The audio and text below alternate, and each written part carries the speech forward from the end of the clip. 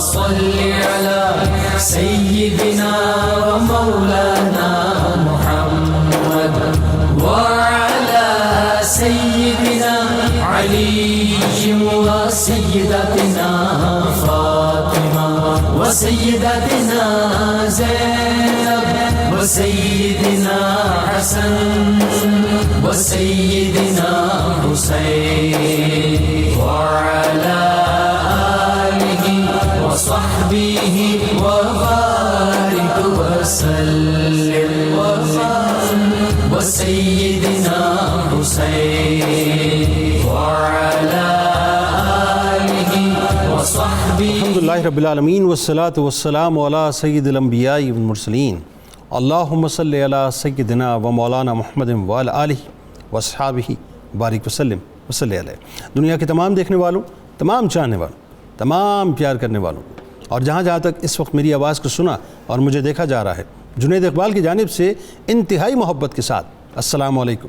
ایک بار پھر ناظرین، آپ کو پر نور صبح نور کے ساتھ میں دل کی گہرائیوں سے خوش آمدید کہتا ہوں. اور آئیے بلا توقف چلتے ہیں حضرت ابو انیس محمد برکت علی علیہ رحمہ کی تالیف اسماء النبی الکریم صلی اللہ علیہ وآلہ وسلم سے رسول اللہ صلی اللہ علیہ وآلہ وسلم کا ایک اسم مبارک پڑھنے اور سننے کی سعادت حاصل کرتے ہیں. سیدنا النذیر صلی اللہ علیہ وآلہ وسلم، ہمارے سردار، اللہ کا ڈر سنانے والے. درود و سلام بھیجے اللہ آپ صلی اللہ علیہ وآلہ وسلم پر، آپ صلی اللہ علیہ وآلہ وسلم کے آل پاک پر، اور صحابہ کرام رضوان اللہ تعالیٰ علیہم اجمعین پر. حضرت ابو سعید خدری رضی اللہ تعالیٰ مروی ہے کہ رسول اللہ صلی اللہ علیہ وآلہ وسلم نے فرمایا، توجہ سے سنیے گا اس بات کو ناظرین، کہ جس نے قصداً نماز چھوڑی جہنم کے دروازے پر اس کا نام لکھ دیا جاتا ہے. اسی طرح ایک اور مقام پر حضور نبی کریم صلی اللہ علیہ وآلہ وسلم نے یوں ارشاد فرمایا کہ جس کی نماز فوت ہو گئی گویا اس کے اہل و عیال اور مال و اسباب سب لٹ گئے. آج ناظرین کرام بنیادی طور پہ موضوع یہی ہے. کل ہم نے نماز کی فضیلتوں کے حوالے سے، اس کے فضائل کے حوالے سے بہت ساری باتیں کی تھیں. آج انشاءاللہ قرآن و سنت کی روشنی میں نماز نہ پڑھنے کی مذمت اور نقصانات کے حوالے سے بات کریں گے. لہٰذا آپ جہاں کہیں بھی تشریف فرمائیں، اپنے بچوں کے ساتھ، پوری فیملی کے ساتھ ہمارے ساتھ رہیے گا. بات یہ ناظرین کہ اگر میں کہوں تو غلط نہیں ہے کہ نماز بس نماز ہے. نماز دراصل عبادتوں کا تاج ہے. اس نماز سے سرکار علیہ السلام نے عشق کیا، اور اس نماز نے سرکار علیہ السلام سے عشق کیا. اس نماز سے اہل بیت اطہار نے عشق کیا. اس نماز سے صحابہ کرام رضوان اللہ تعالیٰ علیہم اجمعین نے عشق کیا. اس نماز سے اولیاء کرام نے عشق کیا. اس نماز سے ہر وہ مسلمان عشق کرتا ہے جو سرکار مدینہ صلی اللہ علیہ وآلہ وسلم سے حقیقی طور پہ عشق کرتا ہے. ناظرین کرام، حقیقت یہی ہے کہ ہم سب نے ایک دن مر جانا ہے. سب نے مر جانا ہے. جب ہم مر جائیں گے ناظرین اور قبر میں اتار دیے جائیں گے اور کل بروز محشر پھر کھڑے کیے جائیں گے تو اپنے رب کے حضور آپ جانتے ہیں نا کہ پیش کیے جائیں گے، تو سب سے پہلا سوال ہم سے ہماری نماز کے بارے میں ہوگا. یہ وہ کمپلسری کوشچن ہے جس کا جواب ہمیں ہر صورت بہر طور دینا ہوگا، ورنہ قدرت ہماری زندگی کے پرچے پر فیل کی اسٹیمپ لگا کر ہمیں راندے درگاہ کر دے گی. ناظرین، رسول اللہ صلی اللہ علیہ وآلہ وسلم نے ارشاد فرمایا کہ قیامت کے دن آدمی کے اعمال میں سب سے پہلا فرض نماز کا حساب لیا جائے گا. اگر نماز درست ہوئی تو وہ کامیاب و کامران ہوگا، اور اگر نماز درست نہ ہوئی تو وہ ناکام اور خسارے میں ہوگا. نماز ناظرین کرام وہ تحفہ ہے جسے اللہ نے خود اپنے محبوب کو معراج پر بلا کر عطا فرمایا. بلا تمثیل عرض کر رہا ہوں کہ جس کو تحفہ دیا جاتا ہے نا ناظرین، تحفہ دینے والا اپنی حیثیت کو اور سامنے والے کے مقام اور مرتبے کو سامنے رکھ کر اس کو دیکھ کر تحفہ دیتا ہے. اب ذرا ایک لمحے کے لیے ذرا سوچئے ناظرین کہ جن کے قدموں پر اللہ تبارک و تعالیٰ نے کائنات کے خزانوں کی کنجیاں رکھ دی ہوں، جو دو عالم کے والی ہوں، جن کو جنت کے خزانے عطا کر دیے ہوں، اب ان کو ان کی شان کے مطابق کیا تحفہ دیا جاتا ہے؟ یہ ایک سوال پیدا ہوتا ہے. لہٰذا معلوم ہو ناظرین کہ اللہ کے نزدیک اپنے محبوب کے لیے معراج کے ملن کے موقع پر سب سے بہترین، سب سے اعلیٰ و ارفع تحفہ اگر کوئی تھا تو وہ نماز کا تحفہ تھا. یہ اتنا عظیم تحفہ ہے ناظرین، اتنا عظیم تحفہ ہے کہ تحفہ دینے کرنے والی ذات سب سے بلند، جن کو تحفہ عطا کیا گیا وہ خلق میں سب سے بلند، جس امت کے لیے عطا کیا گیا وہ امتوں میں سب سے بلند۔ بلا تمثیل عرض کر رہا ہوں ناظرین کہ اگر کوئی طاقتور حاکم ہمیں تحفہ دے، یا کوئی بڑا حاکم یا کوئی سرکاری کسی پوزیشن پہ بیٹھا ہوا شخص اگر ہمیں کوئی تحفہ دے، کوئی ایوارڈ دے، تو ہم اسے اپنے گھر کی وال پر باقاعدہ سجاتے ہیں۔ ایسا ہی ہوتا ہے نا، اور ہماری نسلیں بھی اس ایوارڈ کا حوالہ دیتی ہیں۔ تو جن کے لیے کائنات بنی ہو ناظرین، جن کے لیے امتی ہونے کا مطلب جن کے امتی ہونے کا ہم دم بھرتے ہوں، جن کے امتی ہونے پر ہم فخر کرتے ہوں، ناز کرتے ہوں، جن پر مر مٹنے کا ہم دعویٰ کرتے ہوں ناظرین، انہوں نے کتنے مان سے نماز کا تحفہ ہمیں دیا، اور ہم نے انہی کے دیے ہوئے تحفہ نماز کو مکمل طور پہ فراموش کر دیا۔ اس کے ساتھ کیا کیا ناظرین ہم نے کہ آج ہم اپنے کاموں میں، اپنے کاروبار میں، اپنی جاب پر، اپنے دوستوں میں، اپنی تفریح میں، اپنے موبائل پر، اپنی انٹرٹینمنٹ میں اتنے مصروف ہیں کہ ہمارے پاس اتنا وقت ہی نہیں کہ ہم نماز ادا کریں۔ مؤذن حی علی الصلاۃ، حی علی الصلاۃ پکارتا رہتا ہے، اور ہم یہ بھی نہیں سوچتے کہ پکارنے والا تو مؤذن ہے۔ توجہ رکھیے گا، پکارنے والا تو مؤذن ہے، لیکن پکار تو دراصل پالنہار کی طرف سے ہے، اور ہم اس کی پکار کو مکمل طور پہ فراموش کر دیتے ہیں۔ ہمارے پاس دنیاوی مالک کے آگے ناظرین ہاتھ باندھ کر کھڑے ہونے کا تو وقت ہے، اس کے سامنے سر جھکانے کا تو وقت ہے، مگر کائنات کے سب سے بڑے مالک، مالک الملک کے آگے جھکنے کا وقت نہیں ہے۔ مجھے افسوس کے ساتھ یہ بات کہنے دیجئے کہ ہمارے پاس عیش و عشرت کے لیے تو وقت ہے، ہمارے پاس وقت ضائع کرنے کے لیے تو وقت ہے، مگر چند لمحے اپنے پالنہار کے لیے نہیں ہیں۔ ہمارے پاس نوٹ کمانے، نوٹ گننے، نوٹ لوٹانے کے لیے تو وقت ہے، مگر نمازی پر برسنے والی رحمتوں کو لوٹنے کا وقت ہمارے پاس نہیں ناظرین۔ ہمارے پاس خود غرض اور بے حس انسانوں کے دروں پر جھکنے کا تو وقت ہے، مگر اپنی جبینوں کو 70 ماؤں سے زیادہ چاہنے والے اللہ کے در پر جھکانے کا وقت نہیں ہے۔ وہ کریم ہے ناظرین، وہ کریم ہے کہ 50 نمازیں فرض کی تھیں، یاد ہے نا آپ کو؟ 50 نمازیں محبوب کے صدقے 5 کر دیں، مگر ثواب پھر 50 کا رکھا۔ حضرت عبداللہ بن عمر رضی اللہ تعالی عنہ سے روایت ہے کہ ایک نبی کریم صلی اللہ علیہ وآلہ وسلم نے نماز کا ذکر کرتے ہوئے فرمایا کہ جو شخص نماز کا اہتمام کرتا ہے تو نماز اس کے لیے قیامت کے دن نور ہوگی، اس کے پورے ایماندار ہونے کی دلیل ہوگی، اور قیامت کے دن عذاب سے بچنے کا ذریعہ ہوگی۔ اور جو شخص نماز کا اہتمام نہیں کرتا اس کے لیے قیامت کے دن نہ نور ہوگا، نہ اس کے پورے ایماندار ہونے کی کوئی دلیل ہوگی، نہ عذاب سے بچنے کا کوئی ذریعہ ہوگی۔ اور وہ قیامت کے دن جملوں پہ غور کیجئے گا اور ذرا دل تھام کے جملوں کو سن لیجئے کہ کتنی سخت ترین وعید ہے کہ وہ قیامت کے دن فرعون، قارون، حامان اور ابی ابن خلف کے ساتھ ہوگا۔ علامہ ابن قیم نے کتاب الصلاۃ میں ذکر کیا ہے کہ ان کے ساتھ یہ حشر ہونے کی وجہ یہ ہے کہ اکثر انہی باتوں کی وجہ سے نماز میں سستی ہوتی ہے جو ان لوگوں میں، جن کا ذکر حدیث پاک میں آتا ہے، ان میں پائی جاتی ہے۔ پس اگر اس کی وجہ مال و دولت کی کثرت ہے تو وہ قارون کے ساتھ حشر کیا جائے گا، اگر حکومت و سلطنت ہے تو فرعون کے ساتھ ہوگا، اگر وزارت و ملازمت ہے تو حامان کے ساتھ ہوگا، اور اگر تجارت ہے تو ابی ابن خلف کے ساتھ حشر ہوگا۔ اللہم صلی علی سیدنا و مولانا محمد وعلی سیدنا علی و سیدتنا فاطمہ و سیدتنا زینب و سیدنا حسن و سیدنا حسین وعلی آلہ وصحبہ وبارک وسلم۔ اللہم صلی علی سیدنا و مولانا محمد وعلی سیدنا علی و سیدتنا فاطمہ و سیدتنا زینب و سیدنا حسن و سیدنا حسین وعلی آلہ و صحبہ وبارک وسلم۔ قرآن کی روشنی میں جو نماز نہ پڑھنے والے ہیں، ترک کرنے والے ہیں، تساہل کرنے والے ہیں، غفلت برتنے والے ہیں، ان کی کیسے مذمت آتی ہے؟ بسم اللہ الرحمن الرحیم۔ قال اللہ تبارک و تعالی فی الکلام المجید والفرقان الحمید انما یرید الشیطان ان یوقع بینکم العداوۃ فی الخمر والمیسر ویصدکم عن ذکر اللہ عن الصلاۃ صدق اللہ العظیم۔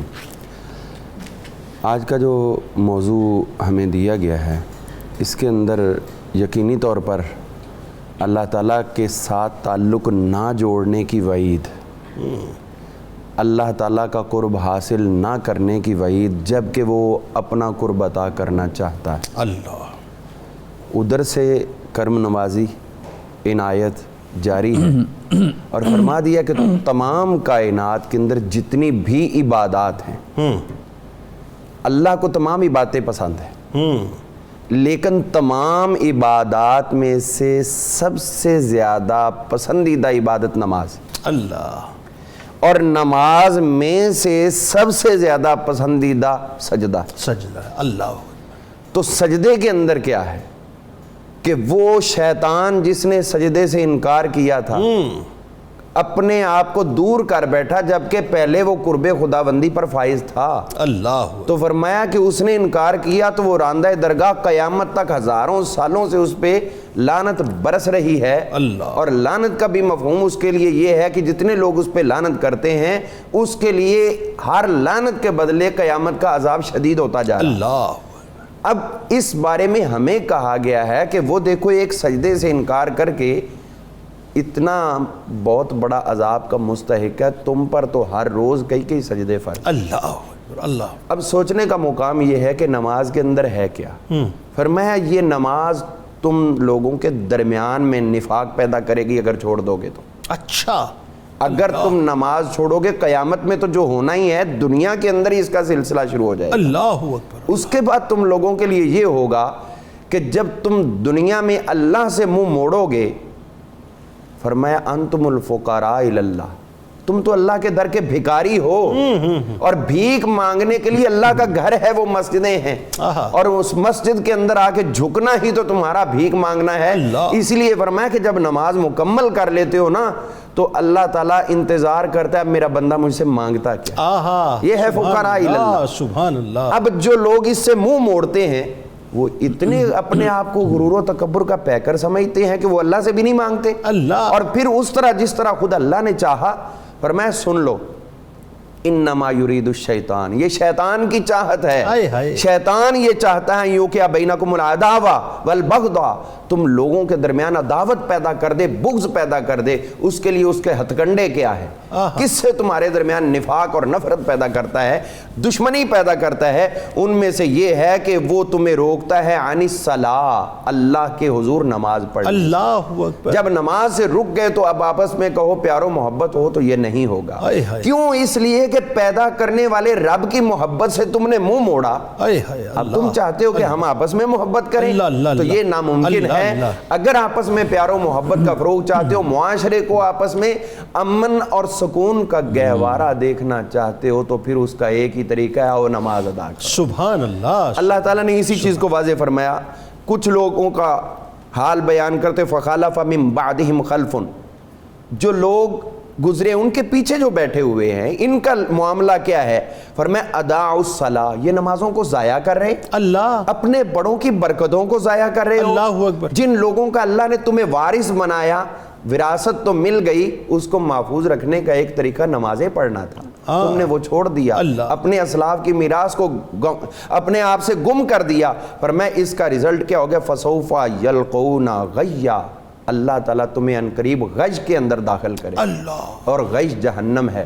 اور جنید صاحب جہنم کی وہ وادی ہے غش، جس کے اندر اس قدر تپش اور اس قدر اس کے اندر جھلسا دینے والا ماحول ہے کہ انسان کیا، انسان کے ساتھ کوئی بھی بڑی سے بڑی مخلوق، یہاں تک کہ جن فرشتوں کو اللہ نے اس کے اوپر معمور کیا وہ بھی اس سے پناہ مانگتے ہیں، حالانکہ ان کو برداشت کرنے کی سکت دی ہے لیکن وہ بھی اس سے گھبراتے ہیں۔ فرمایا ما سلککم فی سقر، جہنمی جہنم میں جائیں گے، پوچھا جائے گا ہاں یہاں کیسے آئے؟ یہاں کیسے؟ تم لوگوں پر تو اللہ کی رحمت تھی، اور اسی کی تفسیر کے اندر آتا ہے کہ فرشتے پوچھیں گے تمہیں تو اللہ نے نبی آخر الزمان کی امت بنا دیا، اللہ جو سراپا رحمت للعالمین تھے، ان کا کلمہ پڑھ کے تم جہنم کے اس درجے پر پہنچ گئے ہو، تو وہ کہیں گے ہمارا جرم بہت بڑا ہے، قالوا لم نک من المصلین، ہم نمازیں نہیں پڑھا کرتے تھے۔ اب دیکھیے جنید صاحب اس میں سب سے بڑی بات آقا نے کہا ہے نماز پڑھو، آخری بات آخری میسج بھی ہے نماز پڑھو، 3 مرتبہ اور پھر بار بار الصلاۃ الصلاۃ الصلاۃ کہہ کر ہمیں اس کی، اور پھر اس چیز کو نہیں بھولنا چاہیے. ہمارے لیے اس میں وعید ہے کہ جو حضور علیہ السلام نے اپنا آخری آ کر خطاب فرمایا تھا، حضرت عباس رضی اللہ عنہ کے کاندھے پر حضرت علی پاک کے کاندھوں پر ہاتھ رکھ کے آ رہے ہیں اور آپ کے پاؤں زمین پہ گھسیٹتے آ رہے ہیں، لکیریں بن رہی ہیں. یہ بتا دیا کہ اگر میں اللہ کا محبوب ہو کر اللہ نماز کو ترک نہیں کر رہا تو تم کون ہو بھائی؟ تمہاری اوقات، اصل بات یہ، میں ظاہر ہے وہ جملے اس طرح سے نہیں ہے وہاں پہ حدیث پاک میں، لیکن میں تو اس بات کو اس طرح لیتا ہوں،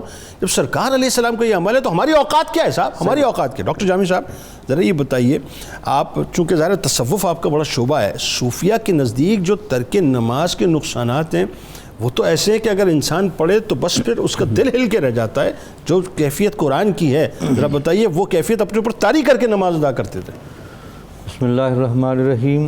صوفیہ نے نماز کو انسان کو سمجھانے کے لیے جیسے انسانی جان کے ساتھ سانس کا رشتہ بڑا ضروری ہے، جب تک انسان سانس لینے کی استعداد نہ رکھتا ہو تو وہ انسان مردہ ہو جاتا ہے. اللہ.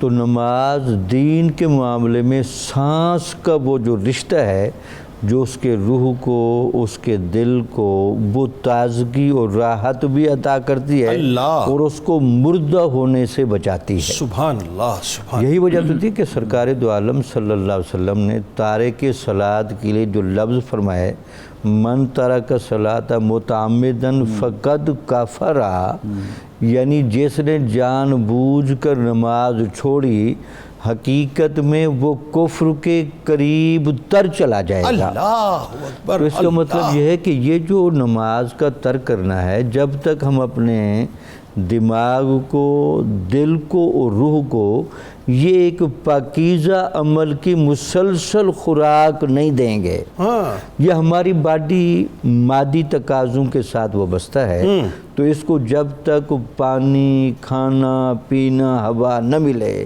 تو یہ جسم نحیف بھی ہوتا ہے اور ایک مرحلے پر آ کر مر بھی جاتا ہے. بعین ہی اسی طرح یہ جو نماز ہے جو تمام اعمال صالحہ کا مجموعہ ہے، وہ تاج ہے، بلکہ تاج ہے. اس کو جب کوئی چھوڑ دے تو اس کا جب دل مردہ ہوتا ہے تو وہ جو الستو بربکم قالوا بلا کا وعدہ لے کر آیا تھا وہ اس کو بالکل بھول جاتا ہے. اللہ اکبر. اور اس کے بعد اللہ نے انسان کے قلب کو، نفس کو جو صلاحیت دی ہے، فَأَلْهَمَهَا فُجُورَهَا وَتَقْوَاهَا، اس کو فجور اور تقوی کی صلاحیت بھی حاصل ہے اور اس کا حد امتیاز بھی حاصل ہے. تو نماز نہ پڑھنے سے وہ حد امتیاز بھی ختم ہو گیا. وہ فجور کا اور تقوی کا جو ایک بیلنس تھا وہ بھی ضائع کر بیٹھا. اب لگتا ہے یہ کہ بندہ اندر سے نماز کا تارک ہونے کی وجہ سے فجور اور گناہوں کی دلدل میں اتنا پھنس جاتا ہے، اتنا پھنس جاتا ہے کہ دوبارہ اس کو اٹھانا اور اس کو زندہ کرنا اور اس کو کامل مسلمان بنانا مشکل ہو جاتا ہے. اللہ. صوفیہ کے بارے میں بتائیے. صوفیہ یہی کہتے ہیں کہ ان سے پوچھا گیا کہ سب سے بڑا گناہ کبیرہ کون سا ہے؟ تو صوفیہ کا اس پر اتفاق ہے کہ سب سے بڑا گناہ کبیرہ ترک صلاۃ ہے. اللہ.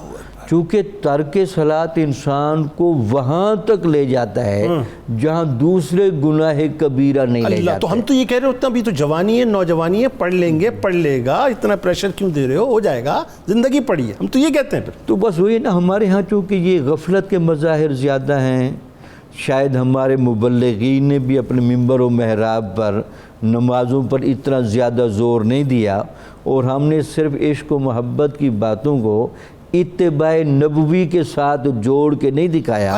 ورنہ قرآن کا آپ پیغام پڑھیں تو جہاں بھی محبت ہے وہاں اتباع ہے. اور اطاعت اور اتباع میں بنیادی فرق یہ ہوتا ہے کہ اطاعت کا معنی ہوتا ہے کہ آپ بات مان لیں، اتباع کا معنی ہوتا ہے بات ویسے مانیں جیسے ماننے کا حق بنتا ہے. سبحان اللہ سبحان اللہ. تو یہ اتباع جب تک ہم عاشق لوگ نہیں کریں گے اور عشق رسالت والے نہیں کریں گے، ہم ویسے تو کہتے رہتے کہ بہت سارے دیگر لوگ جن کے بارے میں ہماری رائے یہ ہے کہ ان کو ہم کامل مومنین کے درجے میں نہیں رکھ سکتے، ان کے ہاں تو یہ مظاہر زیادہ ہوں اور جو عشق کا دامن پکڑنے والے ہیں اور عشق اہل بیت اور عشق صحابہ کی باتیں کرنے والے ہیں، ان کا جب سیرت و کردار دیکھیں اور ان میں تارک صلاۃ بھی نظر ہیں، تو اس کا مطلب یہ ہے کہ ہم نے بات کو سمجھنے میں کہیں غلطی کی ہے۔ بات آگے بڑھاتے ہیں ڈاکٹر صاحب، بات کو سمجھنا سکتے اب بات آگے بڑھاتے ہیں۔ حضرت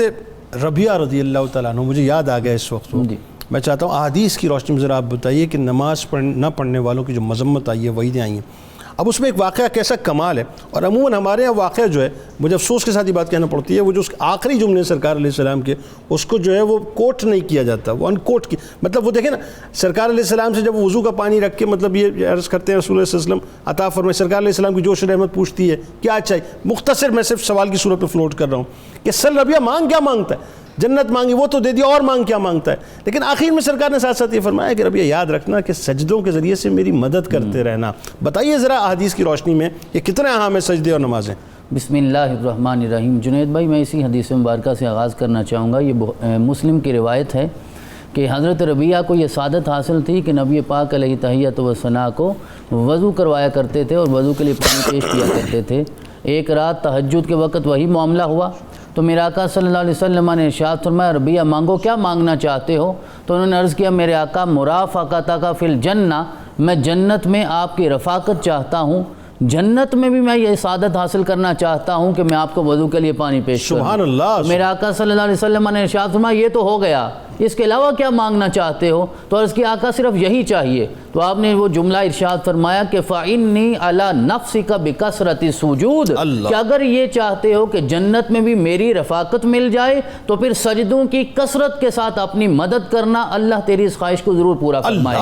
تو آج اگر ہم بھی یہ چاہتے ہیں، اور یہ شعر تو ہر ایک پڑھتا ہے کہ سنا ہے آپ ہر عاشق کے گھر تشریف لاتے ہیں، تو آقا کس کے گھر تشریف لائیں، کس کے خواب میں تشریف لائیں، کسے سعادت عطا فرمائے، وہ تو اللہ کا انتخاب ہے، لیکن جنت میں تو یقیناً آقا تشریف فرما ہوں گے، اور وہاں تک اگر ہم پہنچنا چاہتے ہیں تو ایک ہی طریقہ یہ ہے کہ کثرت سجود ہوگا، ہر وقت انسان جھکا رہے گا، میرا رب اس کے مقدر کو اتنا ہی بلند فرماتا چلا جائے گا۔ سبحان اللہ۔ متفق علیہ روایت ہے جسے حضرت ابو ہریرہ رضی اللہ تعالیٰ نے روایت کیا کہ اس میں جو وعید آئی ہے نماز نہ پڑھنے کے حوالے سے کہ میرے آقا صلی اللہ علیہ وسلم نے ارشاد فرمایا والذی نفسی بیدہ، اس ذات کی قسم جس کے قبضہ قدرت میں میری جان ہے، لقد ہممت، میں نے یہ پکا ارادہ کر لیا ہے کہ ان آمر بحطب فیحطب، کہ میں لوگوں کو حکم دوں کہ وہ لکڑیاں جمع کریں، اور لکڑیوں کو جمع کر دیا جائے، ثم آمر بالصلاۃ فیؤذن لہا، پھر میں یہ حکم دوں کہ نماز کے لیے آذان دی جائے اور آذان دے دی جائے، ثم آمر رجلا، پھر میں کسی اور آدمی کو حکم دوں کہ وہ لوگوں کی امامت کروائے، میں خود امامت نہ کرواؤں۔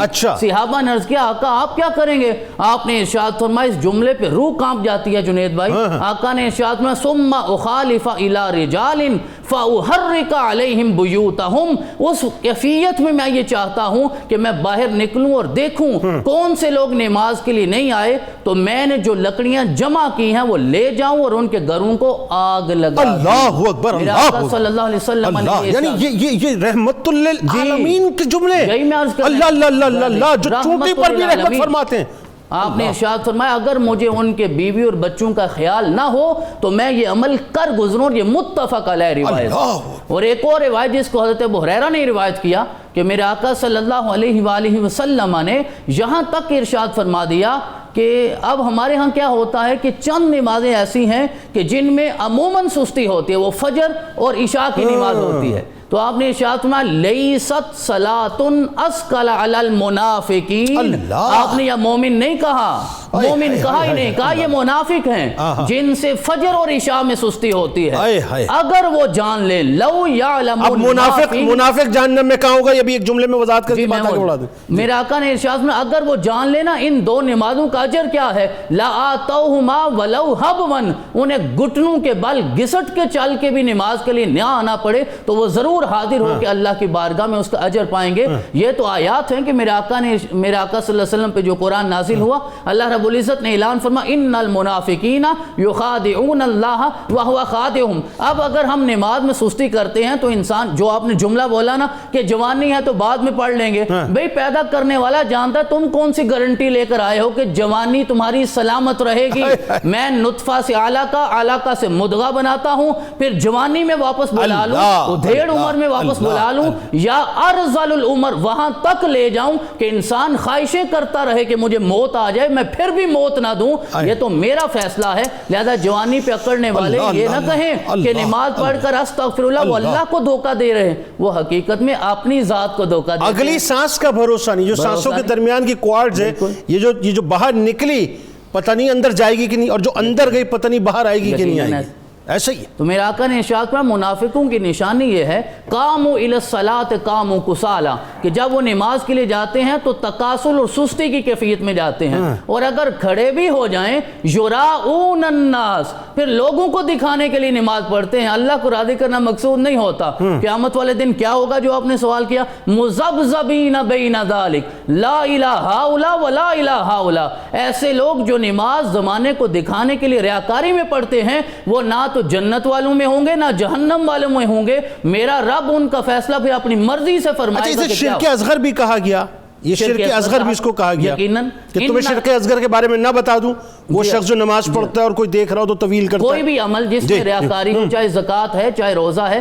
اور ایک اور آیت مبارکہ ان المنافقین فی الدرک الاسفل من النار, یہ بتائیے جو منافق ہے وہ جہنم کے آخری گڑھے میں ہوگا. ولن تجد لهم نصیرا, اور اللہ کہتا ہے اس دن ان کا کوئی مددگار نہیں. منافقین میں ایک جو مطلب کیٹیگری ہے وہ ان لوگوں کی بھی ہے جو فجر اور عشاء کی نماز نہیں ادا کرتے. بالکل ٹھیک ہے. میرے آقا صلی اللہ علیہ وسلم کی متعددہ حدیث اس حوالے سے, اور آپ نے جو انٹرو میں بات کی نا کہ آج ہم نماز میں جب سستی کرتے ہیں تو پھر ہم یہ رونا بھی روتے ہیں کہ برکت نہیں ہے رزق میں, رزق میں برکت نہیں رہی, زندگی میں برکت نہیں رہی, معاملات میں برکت نہیں رہی. تو ایک حدیث مبارکہ ہے حضرت ابو دردہ نے اسے روایت کیا, اس میں میرے آقا صلی اللہ علیہ وسلم نے ارشاد فرمایا اگر نماز نہیں پڑھو گے تو اس میں نقصان کیا ہوگا. ابو دردہ کہتے ہیں اوصانی خلیلی یعنی رسول اللہ صلی اللہ علیہ وسلم, میرے خلیل یعنی رسول اکرم علیہ تحیت و ثنا نے مجھے وصیت فرمائی. آپ نے فرمایا اللہ تشرک باللہ شیئا, اللہ کے ساتھ کسی کو شریک نہ ٹھہرانا. اور اگلے جملے میں ارشاد فرمایا وَإِن قُطِعْتَ أَوْ حُرِّقْتَ, اگر تیرے ٹکڑے بھی کر دیے جائیں اور تجھے جلا بھی دیا جائے تو پھر بھی اللہ کے ساتھ کسی کو شریک نہ ٹھہرانا. لہذا جو آپ نے جملہ بولا کہ اگر ہم نماز ریا کے ساتھ پڑھیں گے تو وہ بھی شرک ہوگا, اور اس سے بھی منع فرمایا. اور آگے آقا نے کہا وَأَلَّا تَتْرُكْ صَلَاةً مَكْتُوبَةً مُتَعَمِّدًا, کہ جو فرض نماز ہے اسے جان بوجھ کے نہ چھوڑنا.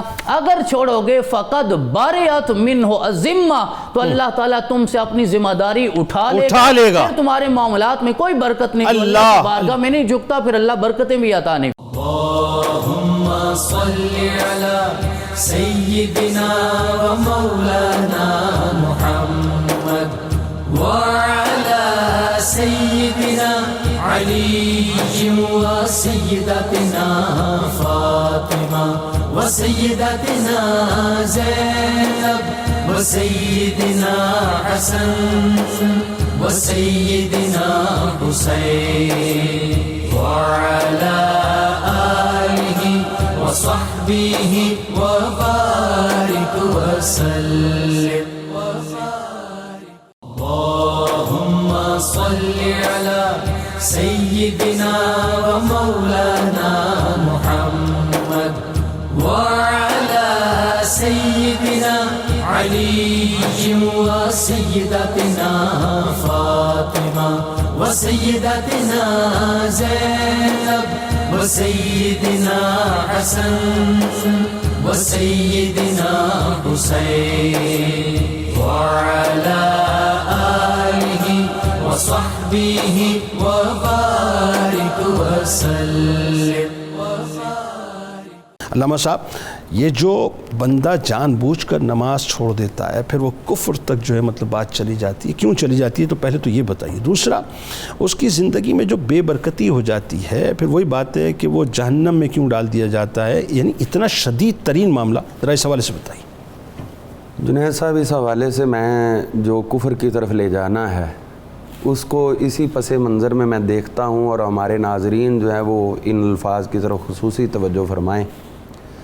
امام علی مقام سیدنا امام حسین پاک رضی اللہ تعالیٰ عنہ معرکہ کربلا کے اندر جام شہادت نوش، اللہ اکبر، آج تک امت کو اس کا غم اور دکھ ہے۔ اللہ، یزید حکمران تھا۔ دلائل النبوہ میں امام بہقی نے بیان کیا ہے، حافظ ابن کثیر نے بھی البدایہ والنہایہ میں بیان کیا ہے، ابن عساکر وغیرہ سب نے بیان کیا ہے۔ اہل مدینہ نے جو یزید کے خلاف علم بغاوت بلند کیا، اس کے حکمرانی کا طوق اپنے گلوں سے اتار کے پھینک دیا۔ اس کے جرائم میں سے ایک جرم تو اہل بیت اطہار کی شہادتیں تھیں، اور اس کے ساتھ یہ لکھا ہوا ہے ان کتابوں کے اندر اور دیگر کتابوں میں، یترک الصلاۃ، اللہ، وہ نمازوں کا تارک تھا۔ اللہ اللہ اللہ اللہ اللہ۔ جنید صاحب، بات یہ ہے کہ امام علی مقام کی شہادت، ان کو بے دردی کے ساتھ شہید کرنا کتنا بڑا جرم ہے، اللہ اکبر، لیکن اہل مدینہ کی نگاہ کے اندر جس طرح وہ شہید کرنا بڑا جرم تھا، نمازوں کو چھوڑنا بھی اتنا بڑا۔ اللہ اکبر، اللہ۔ اب خود سوچئے کہ یہ یزیدی کام ہے، اور اس کی تائید ایک حدیث پاک کرتی کہ جو لوگ نمازوں سے پیچھے رہ جاتے ہیں، یہ نہیں کہ جو پڑھتے ہی نہیں، جو پیچھے رہ جاتے ہیں، نمازیں ترک کریں، پھر اس کے بعد چھوڑتے چھوڑتے چھوڑنا شروع کر دیں، تو پھر قیامت کے دن ان کا حشر فرعون، نمرود، حامان اور شداد۔ اللہ اللہ اللہ اللہ، کیسی بات ہے۔ یزید ایک سمبل ہے ظلم کا استعارہ، بالکل صحیح، اہل بیت اطہار کا سب سے بڑا ظالم، اور اس کے بعد کے اثرات آج تک اور قیامت تک رہتے ہیں۔ 100% صحیح۔ اس کے ساتھ نماز کو اگر برابر کر کے دیکھیں تو اب خود سوچیں کہ کیا ہم خود وہ یزیدی فعل سر انجام دیں گے؟ بالکل، فرعون اور نمرود اور حامان یہ تکبر کے سمبل ہیں، تکبر کے حضرت سمبل۔ سیدنا موسیٰ علیہ السلام کی خدمت میں ایک خاتون آئی، اس نے عرض کیا میں نے گناہ کیا، حمل ہو گیا، بچہ پیدا ہوا، میں نے اس کو بھی مار دیا، اب میں توبہ کے لیے آئی۔ فرمایا نکل جاؤ یہاں سے، تمہارے لیے توبہ کی کوئی گنجائش۔ اللہ، اپنے بچے کو اپنے ہاتھوں سے مارا اور یہ گناہ کیے۔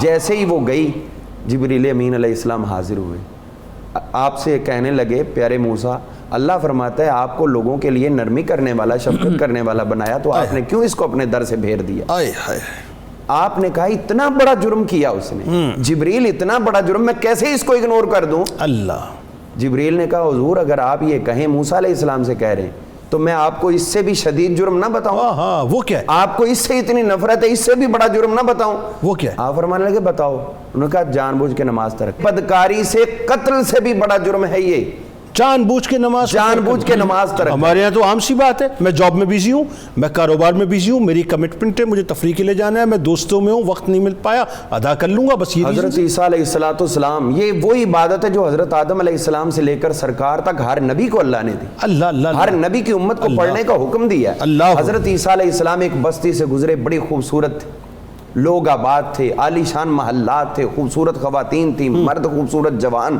سب چلے گئے، عرصہ دراز کے بعد واپس آئے تو ملیہ میٹ ہوئی پڑی۔ اللہ، حیران ہو گئے، یا باری تعالیٰ پہلے اتنی کرم نوازی اور اب اتنی نحوست کہ اب یہ ساری ویران ہو گئی، اس کی کیا وجہ ہوئی؟ تو جواب دیا پیارے عیسیٰ، بات یہ ہے کہ اس بستی کو ایک چشمہ سیراب کرتا تھا، اچھا، اس کے اطراف میں جتنی فصلیں ہیں اسی سے سیراب ہوتی تھی، اللہ، ایک بے نمازی وہاں سے گزرا، اللہ، یعنی اس کی نحوست اتنی، اس نے اس میں سے پانی لیا ہے، اس کے ہاتھ ڈلے ہیں، اس ہاتھوں کی نحوست یہ ہوئی کہ پوری بستی کے اوپر سے ہم نے اپنی برکتیں اور رحمتیں اٹھا لی، اور آج آپ جتنی نحوست دیکھ رہے ہو یہ ایک بے نمازی کے ہاتھ ڈالنے کی۔ اللہ۔ اب مجھے ایک بات بتائیے ایک جملے میں تاکہ بات آگے بڑھائیں، ایک انون آدمی آ کر جو بے نمازی اپنا ہاتھ ڈال دے، اس کی نحوست کی وجہ سے یہ بے برکتی اور ویرانی ہو جائے، تو جو گھروں کے اندر موجود ہے نمازی ادا نہیں کر رہے اور پھر یہ کہتے ہیں ہائے اللہ مجھے جو ہے وہ مال نہیں مل رہا، دولت نہیں مل رہی، کام نہیں چل رہا، رزق نہیں، تو پھر بیماری آئی ہوئی ہے، پریشانی ہے، تو پھر یہ تو یہ ہوگا، یہ دنیا کے اندر ہے۔ اور دیکھیے حریش نامی ایک بچھو جس کی جسامت بیان کی جاتی ہے، آسمان اور زمین تک اس کی طوالت، اللہ، مشرق اور مغرب تک اس کی چوڑائی،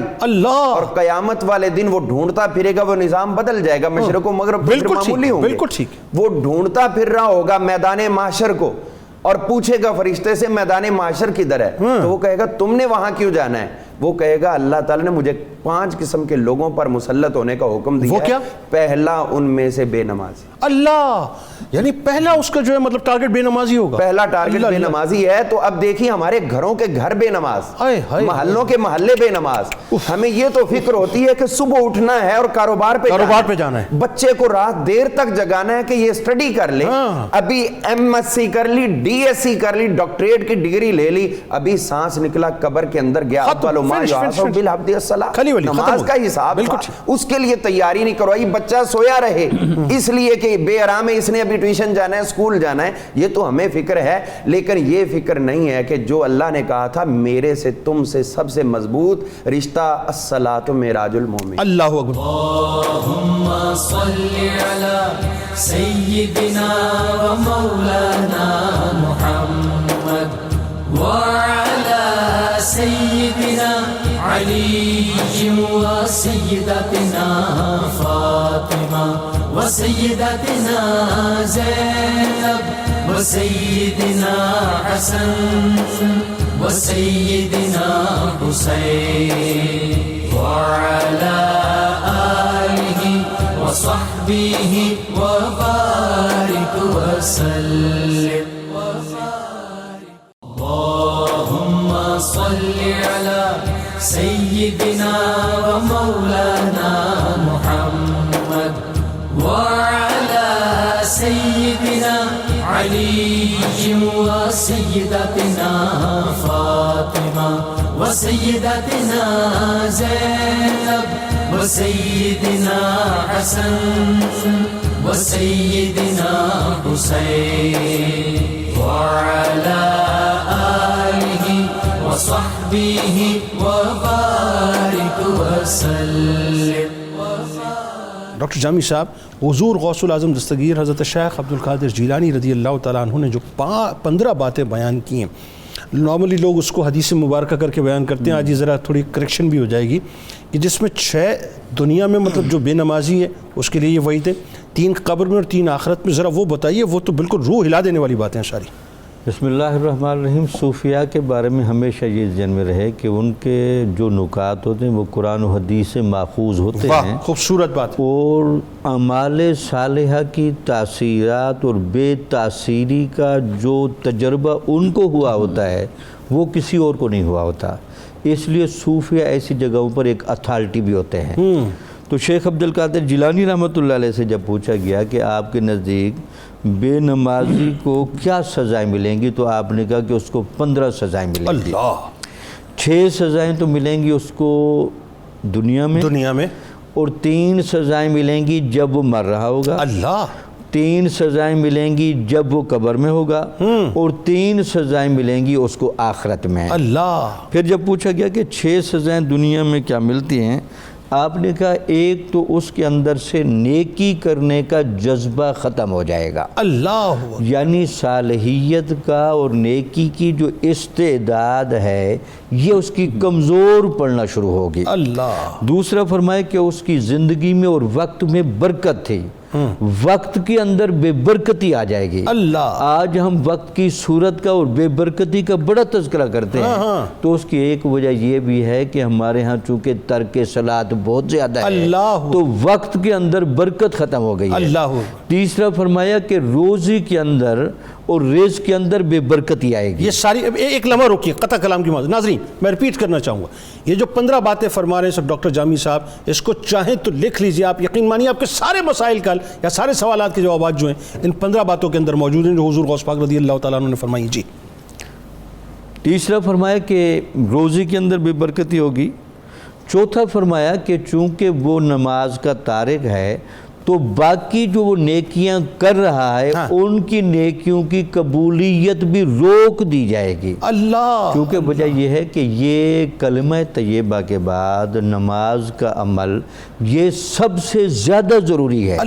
تو جب آپ ضروری کو چھوڑ دیں گے, بنیادیں چھوڑ دیں گے, اور بنیادوں کے اوپر جو چیز رکھی جاتی ہے وہ بے سود ہوتی ہے, تو اس لیے آپ نے فرمایا کہ نیکی قبول ہونا بند ہو جائے گی. پھر اس کے بعد فرمایا کہ دعاؤں کی قبولیت بھی روک دی جائے گی. اللہ تو گڑ گڑا کے تم دعائیں بھی کرو گے اور فرشتے بھی اللہ کی بارگاہ میں کہیں گے بندہ رو رو کے دعا کر رہا ہے. تو اب رہ کیا گیا کہ یہ نماز نہیں پڑھتا, اس کی دعائیں کس طرح قبول. اچھا, اور اس میں اور عجیب بات ہے, اولیاء اگر اس کے لیے دعا کریں تو اولیاء کو بھی کہہ دیا جائے گا کہ یہ تارک صلاۃ اس بندے کے لیے آپ دعا نہ کریں. یہ تو 6 سزائیں تھیں یہ زمین پر, اور جب وہ مرنے لگے گا 3 سزائیں اس کو دی جائیں گی. اس کو جب مارا جائے گا اور روح نکالی جائے گی بہت پیاسا ہوگا, دوسرا ہوگا کہ اچانک مرے گا, اللہ, اور تیسرا یہ ہوگا جب وہ مر رہا ہوگا ایسے لگے گا کہ لکڑیوں کا, پتھروں کا اور مٹی کا وزن اس کے سینے پر اور اس کے کندھوں پر لاتا ہے. یہ تارک نماز کی سزائیں, یہ تارک نماز. آگے قبر میں. اچھا, یہ قبر میں 3 سزائیں ہوں گی.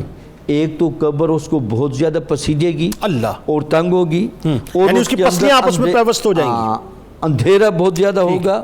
اور تیسرا لکھا کہ منکرین اس کو جب سوال و جواب کریں گے تو وہ سوالوں کے جوابات نہیں دے سکے گا, اس کی زبان بند ہونے لگے گی.